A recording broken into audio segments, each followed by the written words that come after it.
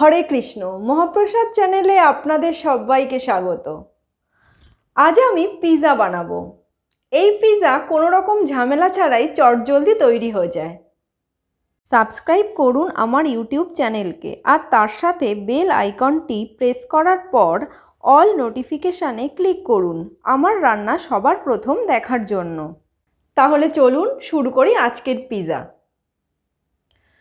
Pizza বানানোর জন্য আমি প্রথমেই পিৎজার সস বানিয়ে নেব। তার জন্য আমি এখানে ছোট্ট বাটিতে 5 চামচ পরিমাণ টমেটো কেচাপ রেখেছি। এখন এই টমেটো কেচাপের মধ্যে আমি 1 চামচ পরিমাণ মেয়োনিজ দিয়ে দিচ্ছি।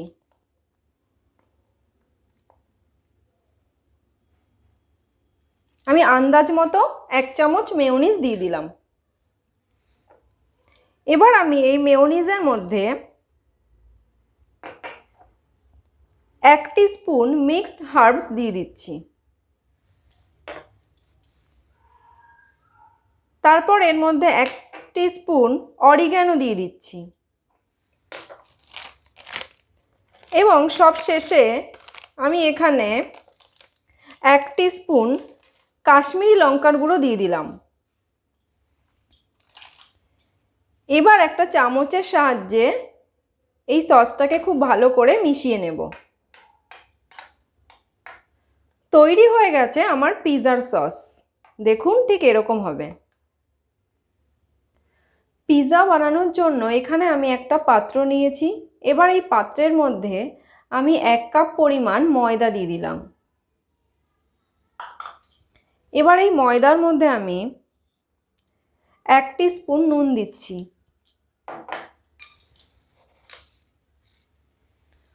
হাফ চামচ মতো চিনি দিলাম। এবার আমি এর মধ্যে 1 টেবিল চামচ পরিমাণ বেকিং পাউডার দিচ্ছি। এবার সব উপকরণকে চামচের সাহায্যে খুব ভালো করে মিশিয়ে নিচ্ছি। এইভাবে চামচের সাহায্যে সব শুকনো উপকরণকে মিশিয়ে নেওয়ার ফলে ময়দার সব জায়গায় খুব ভালো করে বেকিং পাউডার, নুন, চিনি চলে যাবে। এখন আমি এর মধ্যে 1 কাপ পরিমাণ টক দই দিয়ে দিচ্ছি। আমি পুরোটা দই একবারে দেব না, হাফটা দিচ্ছি। এখন দিয়ে একটু হ্যান্ড ব্লেন্ডার দিয়ে মেশাবো। কিছুটা মিশিয়ে নেওয়ার পরে আমি এর মধ্যে বাকি দইটাও দিয়ে দিচ্ছি। আমি এখানে 1 কাপ ময়দাতে 1 কাপ টক দই ব্যবহার করেছি। এবার খুব ভালো করে হ্যান্ড ব্লেন্ডারের সাহায্যে এটাকে মিশিয়ে নিতে হবে। একটু সময় নিয়ে এটাকে মেশাতে হবে।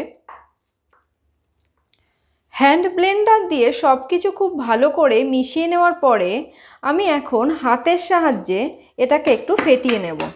দেখুন ঠিক এরকম করে হাতের সাহায্যে প্রায় 3-4 মিনিট ধরে এটাকে ফেটাতে হবে।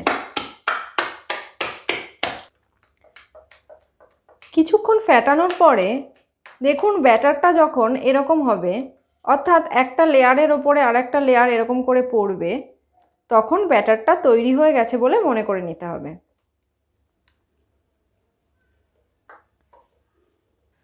পিৎজা তৈরির জন্য আমি এখানে গ্যাসে একটা প্যান বসিয়ে দিয়েছি আর প্যানে আমি 1 চামচ পরিমাণ সাদা তেল ব্রাশ করে নিয়েছি। এখন আমি এই প্যানের মধ্যে পিৎজার যে ব্যাটারটা তৈরি করেছিলাম সেটাকে দিয়ে দেব।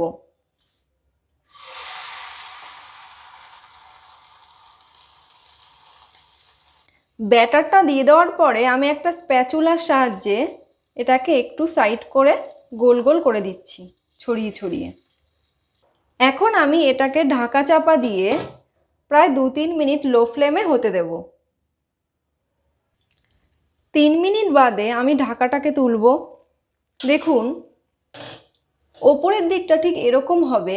তখন আমি গ্যাসটাকে কিছুক্ষণের জন্য বন্ধ করে দেব আর এটাকে আমি গ্যাস থেকে নামিয়ে নেব। আগে গ্যাস থেকে নামানোর পরে দেখুন এটা নড়ছে।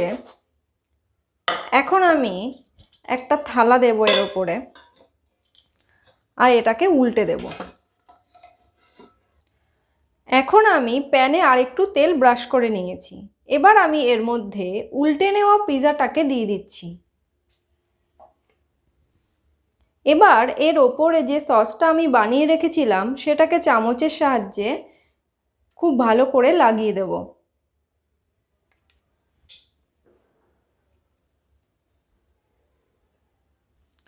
পুরো সসটা আমি খুব ভালো করে পিৎজার ওপরে লাগিয়ে নিয়েছি।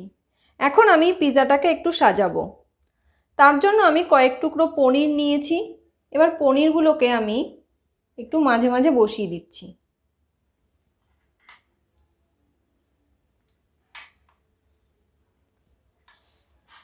পনিরের টুকরোগুলো দেওয়ার পর আমি কয়েকটা ক্যাপসিকাম কুচি এর মাঝখানে মাঝখানে দিয়ে দেব।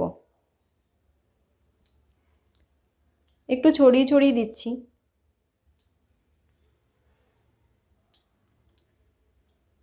ক্যাপসিকামগুলো দেওয়ার পর আমি এর ওপরে কয়েক টুকরো টমেটো, দেখুন আমি বীজ ফেলে পাতলা করে কেটে রেখেছি, সেগুলোকে দিয়ে দিচ্ছি।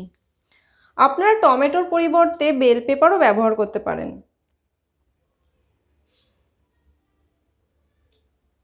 টমেটোগুলো দেওয়ার পর আমি এর ওপরে একটু মোজারেলা চিজ ফ্লেক্স ছড়িয়ে দিচ্ছি।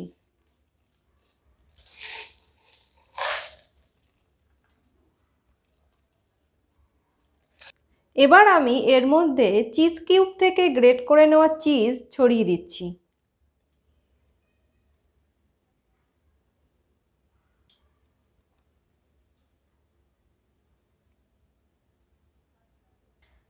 এবার এর ওপরে 1 চিমটে মিক্সড হার্বস ছড়িয়ে দিচ্ছি। তারপর আমি এর ওপরে 1 চিমটে গোলমরিচ গুঁড়ো ছড়িয়ে দিচ্ছি। তার ওপরে আমি আরও কিছুটা গ্রেট করা চিজ দিয়ে দিচ্ছি। এবার আমি প্যানটাকে গ্যাসে বসিয়ে দিয়েছি আর আমি এখন গ্যাসটাকে অন করে দেব। লো ফ্লেমে আরও 3-4 মিনিট এটাকে হতে দিতে হবে। 3-4 মিনিট বাদে আমি ঢাকাটা ওঠাবো। দেখুন চিজটা কি সুন্দর করে গলে গেছে পিৎজার ওপরে। এখন আমি গ্যাসটাকে বন্ধ করে দেব এবং এটাকে কড়াই থেকে নামিয়ে নেব।